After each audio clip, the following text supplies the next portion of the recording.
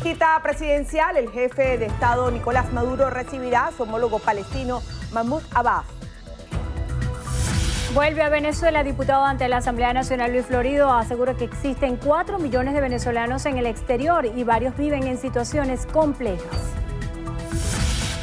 Ruta Oriente, Caravana de la Esperanza encabeza arribo a la Plaza Oliaria aquí en Caracas. Defensa de beneficios socioeconómicos. Asociación de Profesores de la UCB exige respeto a los derechos laborales. Estrategia. Jefe del comando de campaña Simón Bolívar, Jorge Rodríguez, aseguró que el simulacro electoral sirvió para probar maquinaria del PSUV. Ríos de lava. Volcán Kilauea ha arrasado con 26 casas en Hawái. Ganó el fútbol. Barcelona y Real Madrid igualaron en un emocionante clásico español. Se revelan más detalles. Príncipe Harry y Meghan Markle rendirán tributo a Diana de Gales durante la boda real.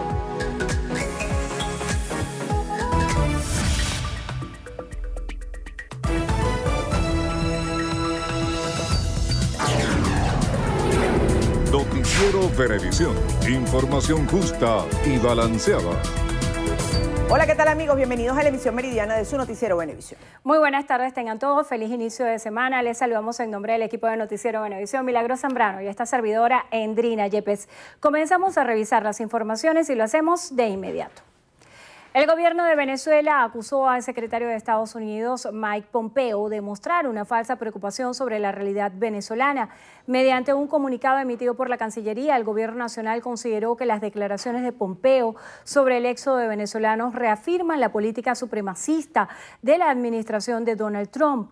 Además, acusó al funcionario estadounidense de ocultar lo que a su juicio son los perversos efectos de la aplicación de las medidas coercitivas unilaterales de su gobierno sobre la economía del país. El partido Un Nuevo Tiempo suspendió al diputado de la Asamblea Nacional, Enrique Márquez, de su militancia por apoyar la candidatura presidencial de Henry Falcón. A través de un comunicado, el partido político recalcó que se mantiene firme con la decisión de la Mesa de la Unidad Democrática en no participar en los venideros comicios. Indicaron que mientras se cumplen las medidas disciplinarias necesarias, Márquez permanecerá suspendido de la militancia y a su vez destituido del cargo que ocupaba en la organización, por lo que exhortaron al diputado a no hacer uso de las imágenes que lo identifiquen con la tolda azul. El jefe del comando de campaña Simón Bolívar, Jorge Rodríguez, señaló que a través del simulacro el pueblo venezolano dio un mensaje al mundo entero, pues a su juicio la masiva participación fue sinónimo de la democracia existente en el país. También aseguró que con el ensayo el pueblo probó la maquinaria del PSUV. El pueblo de Venezuela ha comprendido que la única manera de detener cualquier forma de agresión, cualquier forma de intención injerencista, cualquier forma de violencia y sobre todo la modalidad de violencia ensayada en este momento por la extrema derecha venezolana, que es la violencia económica, la única forma de detenerlos es a través de los votos. Por eso cada venezolano que acude hoy al simulacro no acude para votar, porque evidentemente la votación no es el día de hoy, la votación es el próximo domingo 20 de mayo. Acude para enviar un mensaje muy poderoso al mundo entero. Rodríguez confirmó que como parte del ensayo se realizó la lectura de los códigos BQR del carnet del PSUV en los diversos puntos rojos ubicados en las adyacencias de cada centro de votación habilitado. El diputado de la Asamblea Nacional, Juan Andrés Mejía, reiteró el llamado de la unidad a no participar en los comicios del próximo 20 de mayo, ya que a su juicio no existen garantías para elegir a un nuevo gobierno. El coordinador político de Voluntad Popular sostuvo que la crisis social se agudizará aún más después de los comicios. Decir que va a haber un resultado distinto el 20 de mayo, una victoria de Nicolás Maduro, es engañar al país. Nosotros no tenemos duda de lo que va a ocurrir, más bien nos preocupa lo que va a ocurrir a partir de ese momento. Mira, todos sabemos que en campaña siempre aparecen las dádivas, aparecen los regalos. Esto que estamos viviendo, esta crisis tan horrible, es en el marco de una supuesta campaña política. Imaginémonos por un segundo lo que viene después. El dirigente desestimó la reconversión monetaria que pueda efectuarse en el mes de junio y sostuvo que esta no será suficiente para solventar la falta de efectivo o atacar la hiperinflación. No se va a resolver con un nuevo billete, como no se resolvió con el billete que implementaron.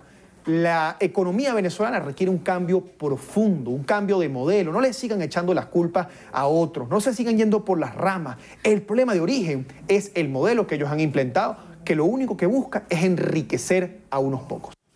Mejía recordó que la unidad convocó a una jornada de acompañamiento social para el próximo 19 de mayo, con la cual pretenden identificar las principales necesidades de los sectores populares, ya que a su juicio lo verdaderamente urgente es atender la crisis social.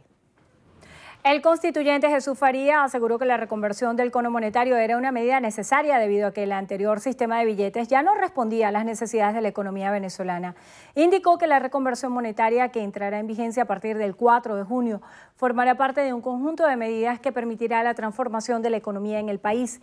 Aseveró que la medida está destinada a la detención de los altos niveles inflacionarios, así como la generación de nuevas condiciones para quienes estén interesados de invertir en el país. Destacó que dolarizar a Venezuela, la nación perdería las facultades y la soberanía sobre las decisiones en materia económica. El candidato presidencial por el Partido Avanzada Progresista, Henry Falcón, insistió en que no se puede cambiar el sistema económico si no se cambia el modelo político. Una alternativa de gobierno, un verdadero gobierno de unidad, de transición y de salvación nacional, con una propuesta muy concreta, una propuesta que nos invita de verdad a revisar con los más activos conocedores del área de la economía y más que a revisar, a proponer un conjunto de políticas que pueda abordar ese problema que es el problema de los venezolanos. Ahora, todo eso pasa por la política. La política es, en el marco de un proceso electoral, en el marco de lo que prevé la Constitución, en el marco del hecho democrático, nosotros hemos decidido tomar este camino, el camino de las elecciones. Aseguró que los comicios presidenciales cuentan con las mismas garantías del año 2015, por lo que no descarta las probabilidades de resultar electo el próximo 20 de mayo. Y las condiciones electorales del 2015 son las mismas condiciones de hoy. Y si allá los derrotamos porque hubo unidad, porque hubo una buena narrativa, porque hubo organización, porque hubo compromiso, pues nos estamos llamando al país a que repitamos una vez más esa gloria del 2015 para derrotar a este gobierno. Indicó que la mayoría de la oposición venezolana está reflejada en la población y no en los partidos políticos. Y esta no es la hora de los partidos, es la hora de la gente, es la hora de la economía, no la hora de la política de los partidos. Y 4 partidos no son la oposición venezolana. La gran oposición venezolana es la mayoría del país que quiere un cambio de gobierno, que quiere que Nicolás Maduro no siga en el gobierno.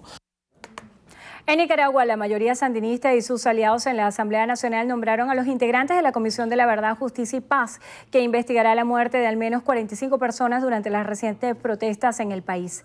La comisión, que tendrá 3 meses para indagar la situación, ha sido criticada por diversos sectores que dudan de su independencia e imparcialidad. Esto debido a que fue creada exclusivamente por diputados afines al presidente Daniel Ortega y su esposa, la vicepresidenta Rosario Murillo, a quien organismos humanitarios responsabilizan de ser, junto a la Policía Nacional, responsables de las muertes. En Huahuay, 26 casas y 4 edificaciones resultaron devastadas a causa del volcán Kilauea, el más activo de la isla, que entró en erupción el pasado jueves, tras varios días de temblores. Al menos 8 nuevas grietas por las que emanan chorros de lava que incluso alcanzan hasta 70 metros de altura aparecieron en zona residencial. Más próxima al volcán, conocida como Leilani State, el dióxido de azufre, un gas que provoca que la calidad de aire sea extremadamente peligrosa, sigue escapando del suelo en algunos lugares. 1.700 personas fueron evacuadas en los últimos días, siendo albergadas en 2 centros comunitarios. Amigos, es momento de hacer nuestra primera pausa. Al regreso, pesadilla en alta mar. Pasajeros entraron en pánico tras inundación de un crucero por el Caribe. Los detalles en tan solo minutos. Ya volvemos.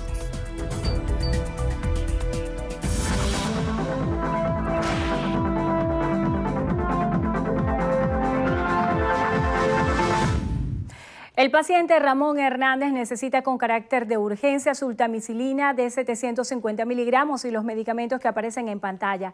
Quienes puedan colaborar, favor contactar al teléfono 0416-815-8319. Las colaboraciones son gratuitas, no acepte realizar pago alguno. un aporte más de Noticiero Venevisión por Venezuela.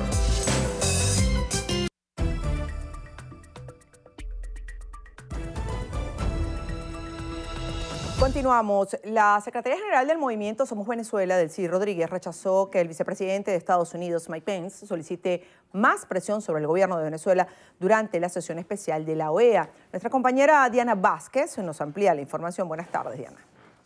Gracias, buenas tardes para ustedes y para quienes nos sintonizan a esta hora. Efectivamente, la Secretaria General del Movimiento Somos Venezuela asegura que la mejor decisión que ha tomado el presidente Nicolás Maduro fue retirarse de la OEA porque a su juicio ningún líder puede agredir a este país desde ese organismo. Hoy está el jefe del Ministerio de las Colonias pretendiendo agredir a Venezuela, no.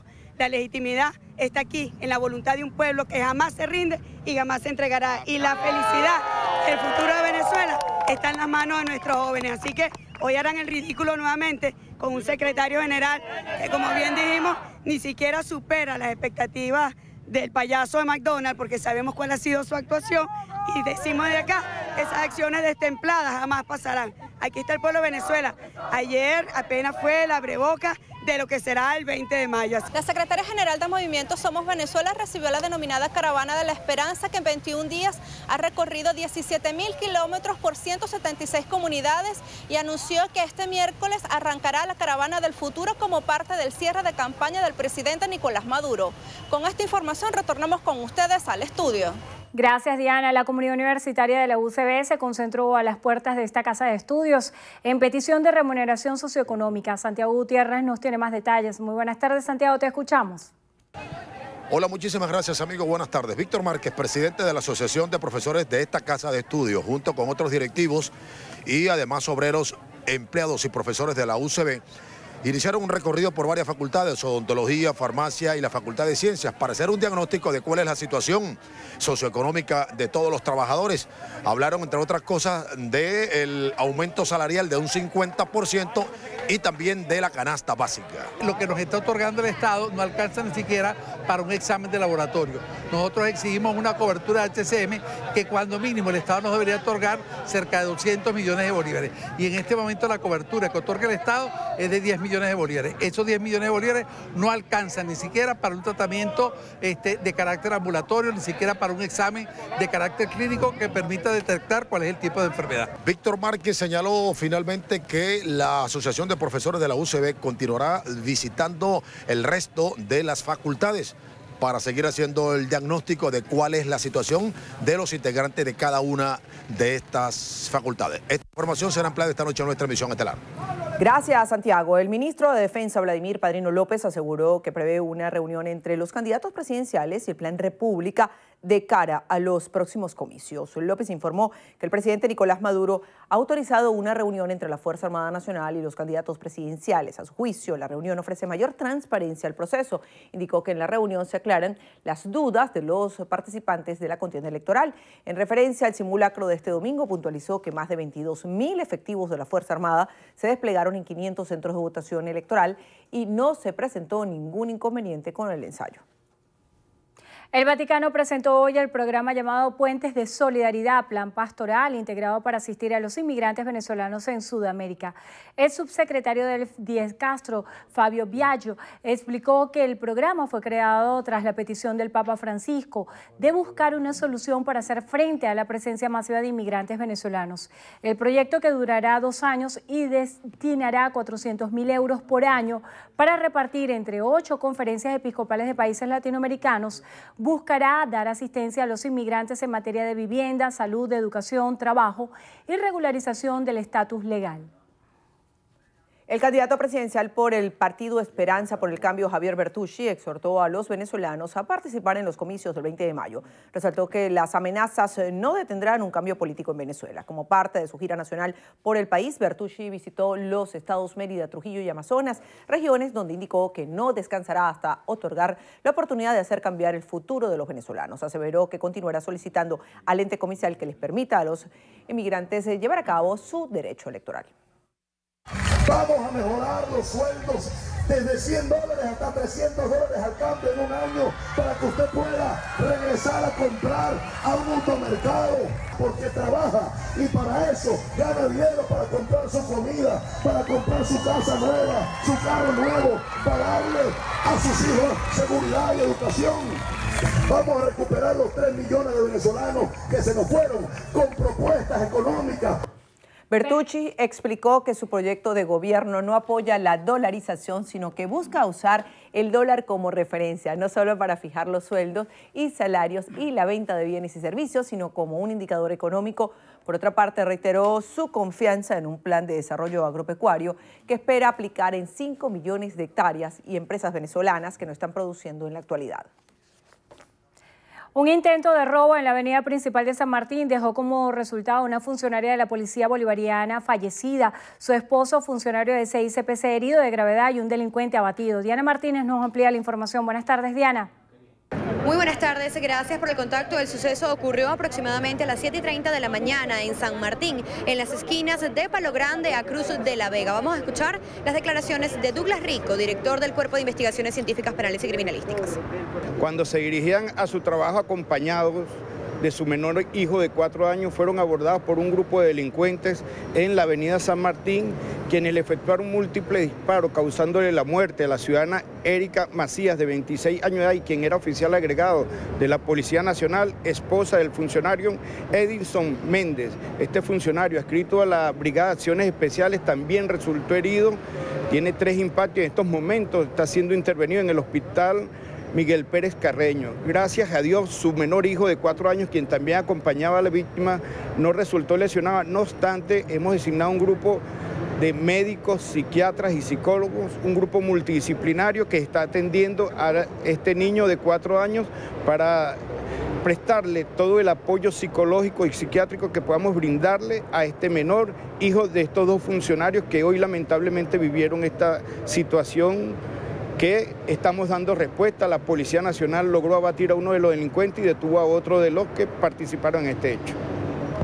Bien, parte de las declaraciones del comisario Douglas Rico, quien señalaba que uno de los delincuentes que produjo este suceso fue capturado por la Policía Nacional Bolivariana. Nosotros estaremos atentos a toda la información que pueda desarrollarse. Por lo pronto, regresamos con ustedes a los estudios. Gracias, Diana. Cambiamos de tema. Inauguran en Valencia nueva sede del Centro Venezolano Americano Carabobo con la participación de representantes de la Embajada de los Estados Unidos. Nuestro compañero Randolfo Blanco nos amplía la información. Buenas tardes, Randolfo.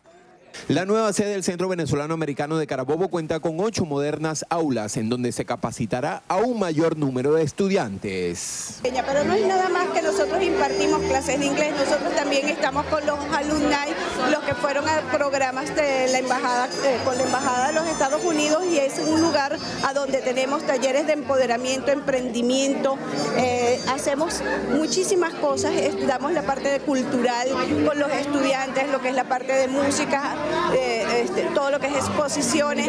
Vamos a tener también una amplia gama de biblioteca a donde la comunidad carabobeña puede venir a estos espacios a deleitarse con ver información sobre todas las revistas y todos los libros de las embajadas. El ministro consejero de la Embajada de los Estados Unidos, Brian Naranjo, destacó que el Centro Venezolano Americano constituye un punto de encuentro para estrechar los lazos entre el gobierno americano y el pueblo venezolano. Para mí es un gran honor estar aquí para reinaugurar CEVAC. La inversión que hemos hecho, no solamente en dinero, pero también en trabajar con nuestros socios aquí en Carabobo, demuestra nuestro compromiso para continuar trabajando cercanamente con el pueblo venezolano y el pueblo carabobeño. Con estas nuevas instalaciones, el CEVAC triplicará la capacidad con que contaba en la anterior sede en el municipio de Naguanagua, en donde han cursado 1.380 estudiantes en un periodo de 3 años. En Carabobo, Randolfo Blanco, Noticiero Venevisión. Amigos, momento de hacer una nueva pausa. A regreso. Di lo que sientes. Chayanne regresará a los escenarios más románticos que nunca. Los detalles los tiene Cariel y Cuadro en Estrenos y Estrellas. Ya volvemos. Cuando te respiro boca a boca, di que sientes tú por un loco enamorado y su beso madrugado. Amor, di que sientes tú.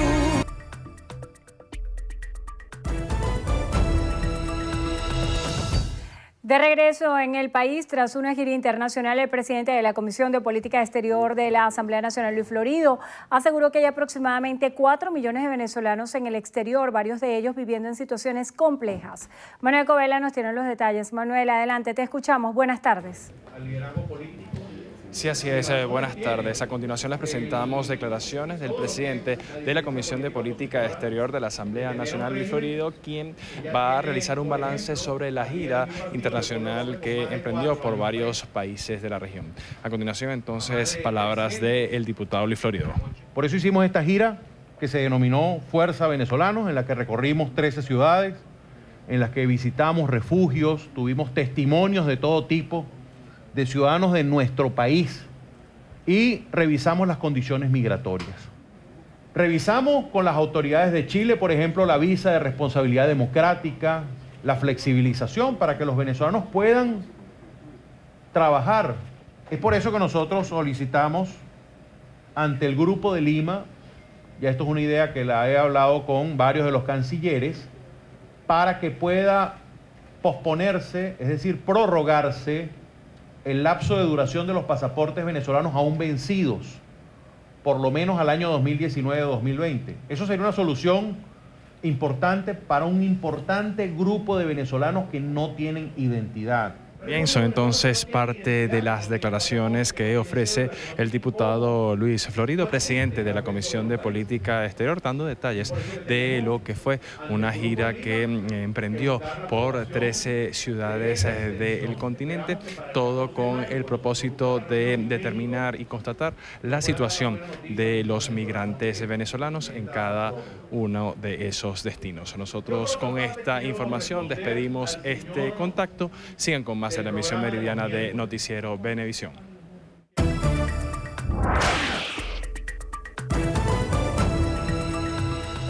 Iniciamos el recorrido por las notas internacionales en lo que pasa en el mundo. Lo hacemos en El Salvador, donde continúa una fuerte actividad sísmica que ha causado desde el pasado sábado 466 temblores con magnitudes entre 2, 4 y 5.6 al este del país. Al menos 11 viviendas quedaron destruidas y más de un centenar resultaron afectadas por los movimientos telúricos localizados en los municipios de Chirilahue e Intatipuca, donde se decretó alerta naranja. Una menor que habría sufrido lesiones ya se encuentra estable. La activación de fallas geológicas locales sería el origen de esta situación. En Irán, 130 personas resultaron heridas a causa de un terremoto de magnitud 4.8 al suroeste del país. Su epicentro se registró cerca de la localidad de Sisahat y se sintió en la ciudad de Yasuy, donde se produjeron cortes temporales de electricidad. La mayoría de las víctimas fueron dadas de alta, 11 siguen hospitalizadas. En Rusia, Vladimir Putin tomó posesión de su cuarto mandato como presidente del país. En una ceremonia en el Gran Palacio del Kremlin, el mandatario juró respetar los derechos de los ciudadanos, defender la Constitución y garantizar la seguridad y capacidad defensiva de la nación. Por otro lado, Putin presentó este lunes la candidatura de Dmitry Medvedev a primer ministro, cargo que ejerce desde el 2012. Corea del Norte acusó a Estados Unidos de provocarle con su política de mantener las sanciones y de manipular la opinión pública, acciones que a su juicio no contribuirán a la desnuclearización ni a la paz en la región. Pyongyang lanzó las críticas a través de un portavoz de su Cancillería previo a la próxima celebración de una cumbre entre su líder Kim Jong-un y el presidente estadounidense Donald Trump. En España, el Consejo de Estado avaló que el gobierno presente un recurso ante el Tribunal Constitucional contra la reforma de la ley de presidencia de Cataluña, que permitiría una investidura a distancia de Carles Puigdemont. El ente ya habría suspendido la pretensión del presidente parlamentario Roger Torrent de investir a Puigdemont sin estar presente y señaló que para hacerlo se debía tener un permiso judicial.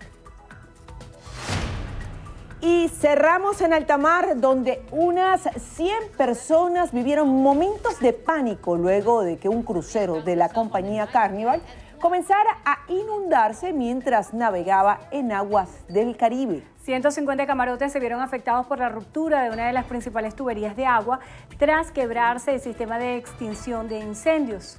Un pasajero describió la situación como una escena del Titanic. Los afectados recibieron un reembolso total del viaje, así como descuentos para un próximo crucero.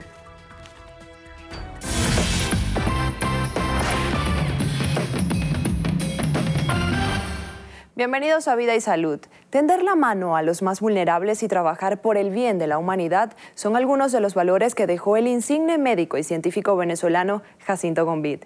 Este 12 de mayo se cumplen 4 años de su fallecimiento y qué mejor manera de rendir un homenaje a su memoria que informando los logros de la fundación que lleva su nombre sobre el desarrollo de la vacuna para el tratamiento de cáncer de mama propuesta por el doctor en sus últimos años de vida. A partir de los datos presentados por el Dr. Gomvid en su propuesta de inmunoterapia contra el cáncer de mama publicada en la Gaceta Médica de Venezuela en el año 2006, la Fundación realizó un protocolo experimental para validar la eficacia del tratamiento en un modelo murino, obteniendo resultados satisfactorios publicados en la revista Oncotarget. La convicción, la constancia, la perseverancia y el trabajo en equipo fueron las claves para cumplir la última voluntad del conocido héroe de la salud pública por su vacuna contra la lepra y la leishmaniasis. Esta investigación arrojó importantes resultados, entre los cuales se encuentran una marcada eliminación del tumor de alrededor del 58% del mismo. Se observó un posible establecimiento de memoria inmune representado por una infiltración de células plasmáticas, lo cual es de gran importancia, ya que en caso de que se produzca una metástasis, esta va a ser eliminada de manera específica y en corto tiempo. La facilidad de preparación y el bajo costo de producción hacen de la vacuna una excelente opción de inmunoterapia personalizada al alcance de muchos. Doctora, una vez comprobada la validez de la vacuna, ¿cuál es el próximo paso a seguir? Estamos todavía en la fase experimental de la validación de la vacuna que propuso el Dr. Gomvid y trabajamos continuamente para lograr pasar de la fase experimental a la fase clínica, que para la validez y poder probar en humanos se requiere de un proceso bien meticuloso. Estamos cumpliendo todas estas fases, ¿verdad?, para poder lograr entrar a la fase clínica con el paciente. La Fundación Jacinto Gomvid actualmente se encuentra trabajando en un esquema de diagnóstico precoz. Es un programa pionero donde diagnosticamos a nivel molecular enfermedades oncológicas en la población pediátrica de nuestro país, aquellos niños que acuden a hospitales de la República Nacional, comenzando por el Hospital JM de los Ríos y el Hospital Oncológico Racetti. Nosotros estamos diagnosticando las distintas leucemias, tumores sólidos cerebrales y VIH en cuanto a enfermedades infecciosas. Un diagnóstico preciso, específico y personalizado. De esta manera el especialista puede indicarle el tratamiento más adecuado. La Fundación Jacinto Gomvid trabaja para ampliar este programa, admitir otros hospitales del territorio nacional y así poder abarcar una mayor población infantil. Soy Yohays Adrián, hasta una próxima entrega de nuestra sección.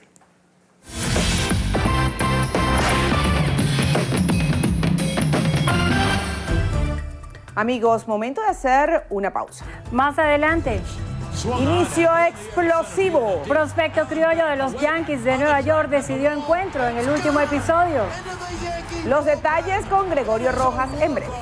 Ninth inning, 1 out, 3-run home run by Gleyber Torres. It is Gleyber Day, and he is the Gleyber of the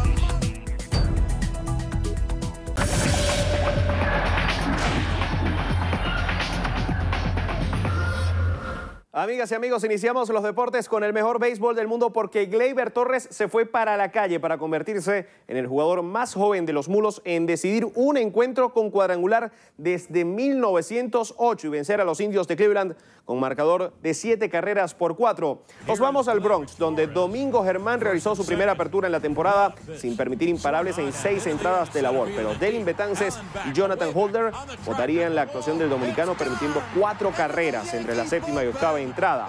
Pero Gleyber Torres en el 9º episodio, con el juego igualado y ante los envíos de Dan Otero, despachó su segundo cuadrangular de la campaña para que los Mulos del Bronx completaran la barrida ante los Indios de Cleveland.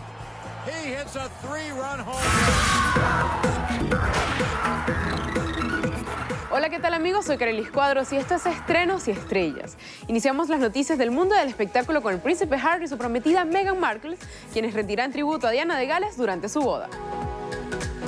A menos de 2 semanas del enlace real, Harry confesó que quiere homenajear a su madre durante su camino al altar el próximo 19 de mayo. Para ello informó que el anillo de casada que lucirá Meghan incluirá 2 diamantes que pertenecían a la princesa de Gales. El nieto de la reina Isabel II dijo: "Es una forma de sentir que mi madre nos acompañará en este loco viaje que pronto vamos a emprender". La pareja real también confesó que quieren tener presente a la familia de Diana en un momento tan importante, por lo que la hermana de Lady Di estará encargada de una lectura especial durante la ceremonia matrimonial. Y la prensa británica filtró los detalles del supuesto vestido de novia que usará Meghan en su boda. Según algunos medios, el primero de los 2 trajes que usará la novia será un diseño del Ralph Lauren ruso, cuyo precio aproximado es de 135.000 libras y estaría adornado con cuentas de cristal de Swarovski. Es el turno de J Balvin, quien es uno de los 50 más bellos. Como cada año, la revista People en español publicó su lista con los 50 más bellos. En esta ocasión, Demi Lovato, J Balvin, Maite Perroni y Amara la Negra fueron los seleccionados para aparecer en la portada. Por primera vez, Demi Lovato figura en la edición de los 50 más bellos, hecho que no parece ser una sorpresa, tras el éxito que ha obtenido con el tema Échame la culpa, a dúo con el puertorriqueño Luis Fonsi.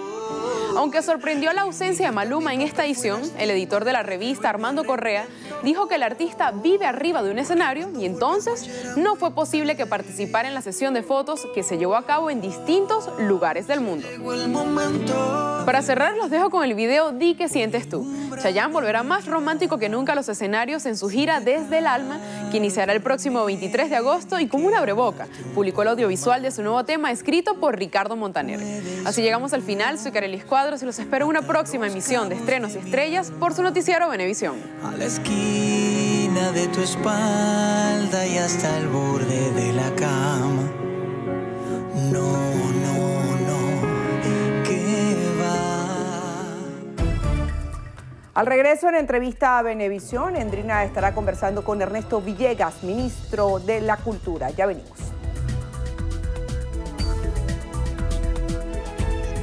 Entrevista Venevisión, líder en opinión, por tu canal independiente, Venevisión. Muchísimas gracias por acompañarnos en Entrevista Venevisión. Ya estamos listos para iniciar nuestra conversación con el invitado del día de hoy, Ernesto Villegas, ministro para la Cultura. Gracias por acompañarnos. Gracias, Endrina. Un saludo para ti y todos. Sería muy interesante que comenzáramos a hablar acerca de lo que sucedió el día de ayer. El simulacro electoral siempre se toma como una fecha de ajuste para la revisión de las maquinarias, para la verificación de la convocatoria, de la participación. Hay informaciones contrastantes en la prensa nacional. Algunos hacen referencia a la poca afluencia de electores en este simulacro. Sin embargo, veíamos declaraciones como la del ministro de Comunicación, Jorge Rodríguez, quien garantizaba había ido mucha gente y esto era bueno para aceitar la maquinaria del PSUV.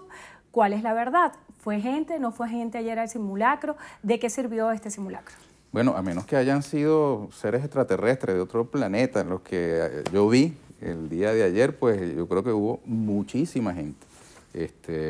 Me correspondió aquí en Caracas, en el Liceo Miguel Antonio Caro, en Catia, y la verdad es que eso estaba a reventar. Muchísima gente. Lo mismo que en la Escuela Pedro Fonte, en La Vega, en el Liceo José Ábalos, en el Valle. Te puedo hablar por Caracas, los lugares que yo vi con mis ojos. Y fue muchísima gente. Me recordó mucho el 16 de julio del año 2017, cuando fue convocado un ensayo electoral similar frente al proceso electoral del 30 de julio, cuando se escogió a la Asamblea Nacional Constituyente. Me recordó mucho ese otro ensayo electoral y creo que augura lo mismo, augura una gran participación el próximo 20 de mayo, así como la hubo el 30 de julio, para fortuna de las venezolanas y venezolanos que pudimos despejar el camino de tanta violencia que se vivía en el país en aquel entonces. Y esperemos que una gran participación el 20 de mayo también sirva para despejar el camino de grandes problemas económicos fundamentalmente que tenemos hoy día. Para algunos líderes de la oposición venezolana, lo que se hizo ayer fue el simulacro del simulacro, porque ellos consideran que las elecciones del 20 de mayo no va a ser un proceso electoral como tal, sino un simulacro electoral que no cuenta de la rigurosidad de unas elecciones reales. ¿Qué le dice usted a ese sector de los venezolanos? Bueno, yo acabo de ver acá en esta misma pantalla una cuña del candidato Henry Falcón. Yo creo que es bueno hacerle esa pregunta a él, que está participando junto con partidos políticos y hay otros candidatos también inscritos. Pero yo lo que digo es que cada quien debe tomar su decisión. El 20 de mayo habrá una participación electoral, será el pueblo venezolano el protagonista, y el 21, muchas de las cosas que hoy se están diciendo habrá que dejarlas grabadas para recordarnos de ellas, porque estoy seguro de que a partir del 21 se abrirá un compás de diálogo político en Venezuela entre las fuerzas políticas victoriosas, nosotros estamos impulsando la candidatura del presidente Nicolás Maduro Moros, y las fuerzas políticas que no van a ganar, no van a triunfar, pero que apostarán también al futuro político en democracia en Venezuela. En ese escenario que usted describe, ¿piensa que existirá una nueva recomposición en el caso de una eventual victoria del presidente Nicolás Maduro de la oposición venezolana? Sí, seguro que sí, habrá nuevos liderazgos que surjan, como en efecto vienen sembrándose, y los que han estado transitando por el camino de la violencia, tratando de ilegitimar el sistema político venezolano, serán apartados por la historia y vendrán un liderazgo nuevo a renovar. Yo creo también que en el campo de la revolución bolivariana venimos a un nuevo gobierno del presidente Nicolás Maduro Moros. Quienes ejercemos cargos públicos en el tren ministerial y en otros niveles tenemos que hacernos a un lado y no ser obstáculos para las decisiones que debe tomar el presidente para erradicar la corrupción, la ineficiencia, el sabotaje, el morrocollismo, infinidad de digamos, problemas que tiene la administración pública y frente a los cuales nadie debe aferrarse a ningún cargo. Faltan tan solo 13 días para estas elecciones del 20 de mayo. La Unión Europea sigue apostando por la suspensión de estos comicios. ¿Piensa que de aquí a esa fecha exista la posibilidad de suspender estas elecciones? Ninguna, yo no veo ninguna posibilidad de suspensión de las elecciones. Creo que las elecciones se van a dar. Creo que los países del mundo tomarán nota de un resultado electoral. Ya nosotros hemos visto, Andrina, cómo, por ejemplo, posiciones muy fanfarronas frente a determinados temas de política internacional han cedido paso a posturas más racionales. Por ejemplo, el tema de Corea. ¿Recuerdas cuando estaba el presidente Trump en una competencia con el líder norcoreano a ver quién tenía el botón más grande, el botón nuclear más grande? Y resulta que después se anunció un diálogo político entre Trump y el líder norcoreano. Vimos una escena histórica de los dos líderes de Corea del Norte y Corea del Sur reunidos. En fin, yo apuesto a que un resultado electoral masivo, con una victoria amplia del presidente Nicolás Maduro Moros, podrá ser leído adecuadamente en los centros de poder mundial, que entenderán que aquí hay un gobierno y un pueblo activados, que por más que nos hayan aplicado la receta del bloqueo y la persecución financiera, pues aquí habrá un resultado electoral y sobre ese resultado es que tendremos que trabajar en el futuro. La campaña electoral está fundamentada como pocas veces en la historia, más que en propuestas en el orden social, en propuestas en el orden económico. La Comisión de Finanzas de la Asamblea Nacional publicó el índice inflacionario correspondiente al mes de abril, el cual cerró en 80.1%. La semana pasada fue noticia la intervención de Banesco. Ese tema de Banesco se está tomando como una pieza de una campaña electoral o forma parte de una estrategia económica que va más allá.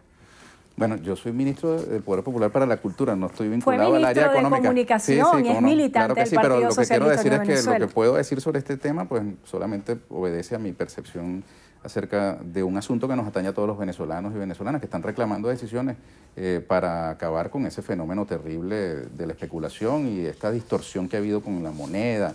¿Cómo es posible que sucedan cosas como que el billete en sí mismo se vuelva una mercancía y que nuestro dinero termine en Colombia, nuestros productos en Colombia? En fin, yo creo que la sociedad venezolana aplaude que haya medidas en cualquier momento para frenar con este tema y espero que después del 20 de mayo además pueda haber la fuerza política suficiente y necesaria y la claridad de parte de todos los actores para que esa sea la prioridad absoluta. Yo creo que la gente espera eso, que las elecciones conduzcan a la solución de los problemas económicos.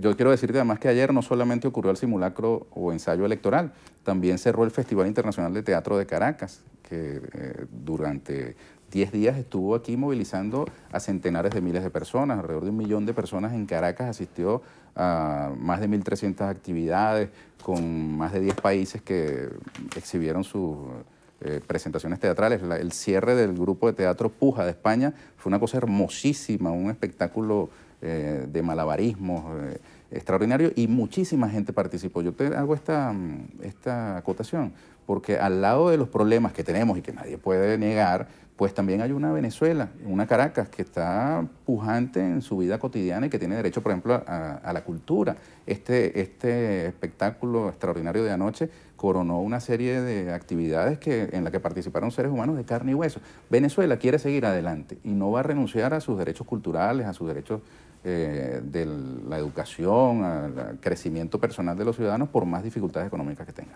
Ministro, a propósito de eso, pienso en esta pregunta. ¿Qué espacio tiene la cultura para un venezolano en el medio de una crisis económica como la que se vive hoy? El más grande de los espacios. Porque fíjate, nosotros podemos tener dificultades económicas que nadie niega, todo lo contrario, pero nuestra condición humana nos reclama el encuentro con las distintas disciplinas del arte. Es un espacio además para que la gente pueda despejarse de tantos problemas materiales. Y por eso en estas circunstancias es cuando más importante es nuestra identidad cultural, cuando más importante es poder ir al teatro, poder ir a un espectáculo musical, a un espectáculo de danza. Este 10 de mayo es Día del Artista Plástico. Tenemos centenares, miles de artistas plásticos en Venezuela que tenemos que reconocerle que han mantenido su apego a esta disciplina artística a pesar de las dificultades. Vamos a celebrarlo reinaugurando el Castillete de Reverón en Macuto. Vamos también a tener una réplica de este castillete en la Galería de Arte Nacional que hemos construido. Realizamos unos trabajos de recuperación del Museo de Arte Contemporáneo Armando Reverón aquí en Caracas, que vamos también a inaugurar. En fin, hay una dinámica cultural que se mantiene, que se resiste a desaparecer y que es al final del día lo que nos queda. Como venezolanos, lo que nos queda es nuestra identidad y eso lo vamos a defender a rabiar, independientemente de las circunstancias económicas que atravesamos. Hoy también estaría de cumpleaños el maestro Abreu. Abreu estaría cumpliendo 79 años. Y fíjate tú, cualquiera puede decir, ¿por qué en medio de una situación económica complicada nosotros vamos a dedicarle recursos o espacio a la música? Porque precisamente para eso somos seres humanos. Las necesidades materiales las tienen los animales también, cualquier otra especie del reino animal. Pero lo que nos distingue del resto de las especies del reino animal es que nosotros podemos enternecernos y llorar con la música, enternecernos y llorar con la poesía, contemplar una obra de arte, abrazar a un artista que ha hecho una demostración artística hermosa. Eso es lo que nos hace seres humanos y lo que nos distingue de los animales. Por eso la cultura no es algo accesorio, superficial, es lo fundamental de nuestra condición humana. ¿Cómo hacer que no se pierda el trabajo que hizo el maestro Abreu?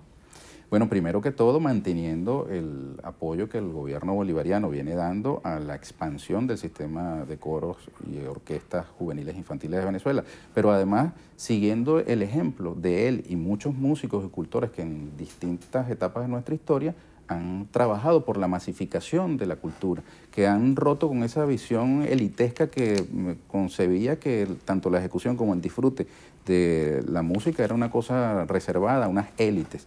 Nosotros hemos asistido en estos años de Revolución Bolivariana a una expansión de los derechos culturales de los venezolanos y venezolanas. Quiero que me hable también acerca del acto de juramentación del Comando de Campaña de Cultores. ¿Cuál es la propuesta que se lleva? Bueno, que sea una prioridad del nuevo gobierno del presidente Nicolás Maduro Moros, como en efecto lo ha sido hasta ahora, el ejercicio de los derechos culturales de nuestro pueblo. Asistimos a la juramentación del Comando Simón Bolívar de Cultores, artistas y creadores con la candidatura presidencial de Nicolás Maduro la semana pasada en la zona colonial de Petare. Hubo una gran participación, una además amplia representación de los distintos sectores de la cultura venezolana y nos llenó de mucha energía. Yo les recomiendo a las personas que nos sintonizan a que puedan acercarse a los distintos espacios donde se desarrollan actividades culturales y políticas en esta campaña electoral, porque nos llena de energía, de fe, de optimismo, de fe y confianza en que nosotros podemos superar las dificultades que tenemos. De pronto cuando nos encerramos en nuestra pequeña realidad podemos ser prisioneros de la desazón o de las voces agoreras, pero cuando conseguimos a seres humanos similares a nosotros, idénticos, que tienen una actitud positiva, nosotros construimos las condiciones subjetivas necesarias para que salgamos adelante con bien de estas pruebas a las que nos ha sometido la historia. Hay una información que salió reflejada hoy en la prensa nacional y es que las conferencias episcopales de Ecuador, Colombia, Brasil, Perú, Paraguay, Chile, Bolivia y Argentina y con el apoyo del Vaticano han desarrollado un plan para proteger a los venezolanos que están fuera de nuestras fronteras en situaciones de crisis. ¿Cómo hacer para que esto no sea interpretado como una crisis humanitaria en Venezuela? Mira, aquí yo creo que el tema no es el nombre que tú le pongas a una situación difícil que nosotros tenemos en Venezuela. Hay quienes pretenden ponerle ese nombre para justificar un plan de intervención del país. Eso no lo queremos. Ahora, si hay solidaridad como la que nosotros hemos tenido, por ejemplo, con nuestros hermanos peruanos que han venido para acá, o con nuestros hermanos colombianos, o con nuestros hermanos portugueses, o con nuestros hermanos árabes, o con nuestros hermanos judíos, que encontraron aquí en Venezuela un sitio para hacer sus familias o probar suerte y después devolverse a sus países, pues bien, bienvenida sea la solidaridad. Lo que sí tenemos que hacer nosotros es defender a rabiar también el respeto que merecen los venezolanos donde quiera que estén. Yo les salgo al frente a esas campañas xenofóbicas que pretenden asociar a los venezolanos a las peores prácticas y costumbres en el mundo. Yo me resisto, por ejemplo, a que aquí en Venezuela la palabra colombiano sea un insulto, como aquí se trató de sembrar un anticolombianismo, porque tenemos muchos colombianos que han hecho familia aquí. Asimismo, yo defiendo a los venezolanos y venezolanas donde quiera que estén, porque esa campaña xenófoba es una campaña anti-venezolana, no es contra una parte de los venezolanos, es contra todos los venezolanos. De modo pues que la defensa de todos nuestros gentilicios es un deber de toda la nación venezolana. Y en todo caso, si alguien quiere solidarizarse con algún venezolano, yo le diría que nos acompañe en nuestro reclamo para que, por ejemplo, el gobierno de los Estados Unidos permita acceder a 1.200 millones de dólares que nos tienen congelados y que permitirían a Venezuela atender una serie de compromisos internacionales en materia de alimentación, de educación, de medicina, y que soberanamente Venezuela tiene el derecho de disponer de ellos sin acudir a la caridad o a la mendicidad, que jamás sería digno para nosotros. Muchísimas gracias por estar con nosotros hoy en Entrevista a Venevisión. Ernesto Villegas, ministro para la Cultura. Gracias. Y gracias a ustedes también por habernos acompañado. Que tengan todos muy buenas tardes. Milagros. Endrina, amigos, así llegamos al final de la emisión meridiana de su Noticiero Venevisión. Recuerden, Noticiero Venevisión, Canal 4 reporta. Ustedes deciden. A todos, buenas tardes.